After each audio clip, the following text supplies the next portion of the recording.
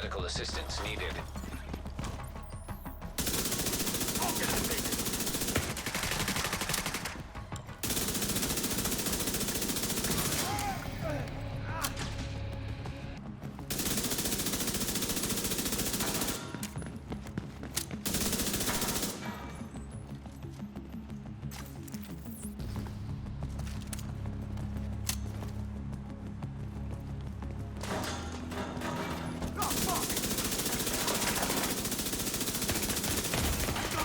Serious trauma detected.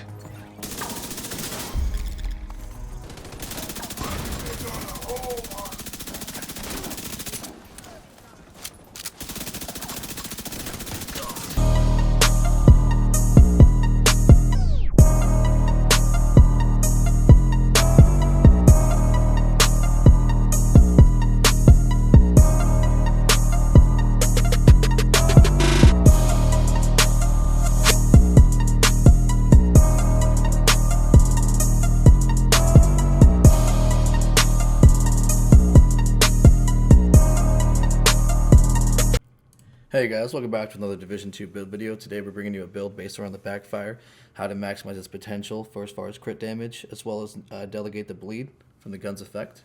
So let's look into the gun first. So as you can see, every time you deal damage with this gun, it's going to build up a stack of crit damage, stacking up to 200%. But every time you reload, it's going to, multiply that effect by 0.5 per stack to a bleed towards your armor.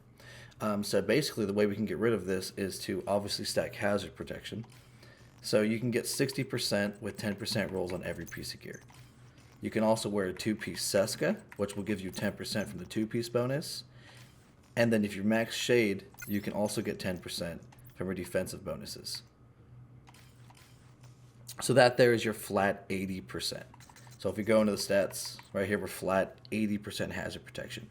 As you can see, we're also at 98% bleed resistance. We could be at 100, but we don't have 10% mods. We are running 2 bleed resistance mods, one at 9.1% and one at 9.3. If those were 10%, we would be at 100%. I can run a third mod to go overboard and get the 100%, but I'm not really worried about 2%. It's pretty much 0 bleed. So the build's base stats are, we're right at around 60% crit chance and 150 crit damage. Knowing we're going to get 200% from the gun at full stacks, it gets up to 350% crit damage for just insane damage. It is an all red build, so it is a DPS build. I use this build in the raid at the 3rd encounter for the Iron Horse. You can run diagnostics with this build and not have to worry about not being able to kill the snipers. You can do damage just fine. You can help out with DPS and damaging the boss or damage windows. It's a perfectly viable build. You don't have to run Vigilance or Blood Rate. It is just extra damage. You could run Unbreakable. You could run Unstoppable Force, Composure, anything you prefer. I just prefer the extra 50% damage from both of these talents. So let's get right into each piece. So we got a Seska Mask, weapon damage, crit damage, hazard protection, crit damage on the mod slot.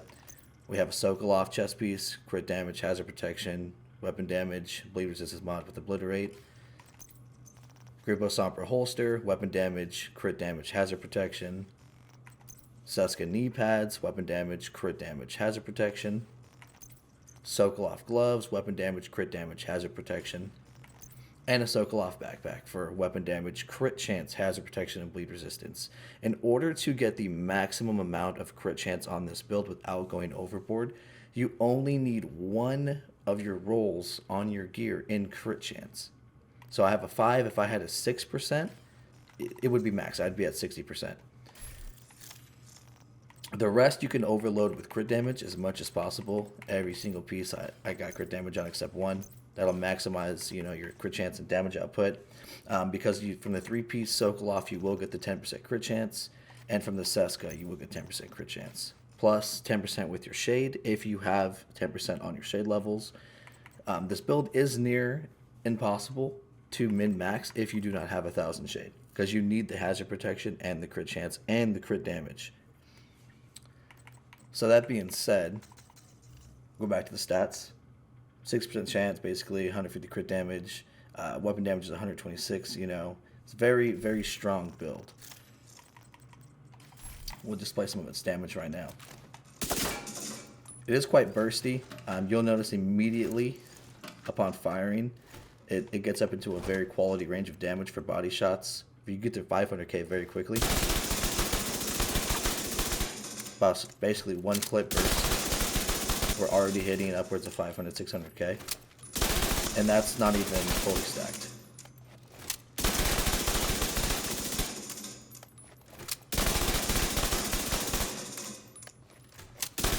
And as you can see, we're not getting any bleed at all from the reload.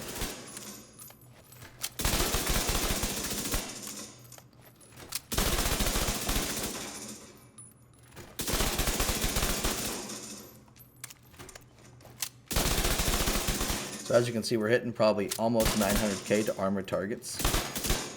So we're getting about 855 there just to the body and almost 1,000,000 to the head. So the damage is amazing for this build. So for something that you're not going to be able to be burned, stuck, you know, bled, explosions will still hurt you. Explosion resistance is a separate stat, so keep aware of that.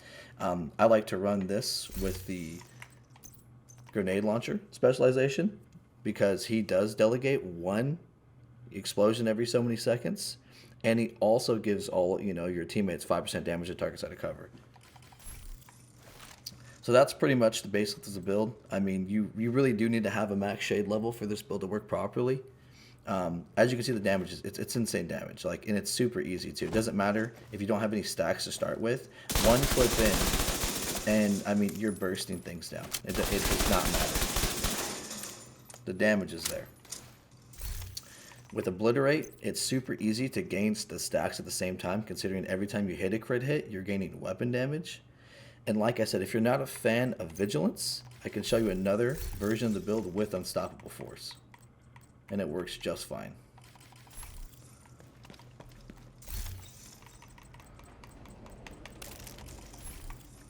So here's a version of the build with Unstoppable Force. Same thing, same set of, you know, pieces requirements, except I've just swapped a couple of the pieces around. Same concept, just putting Unstoppable Force on. One crit chance roll, max hazard, you know, everywhere. We actually have an old mod we can take off and slap a new one in.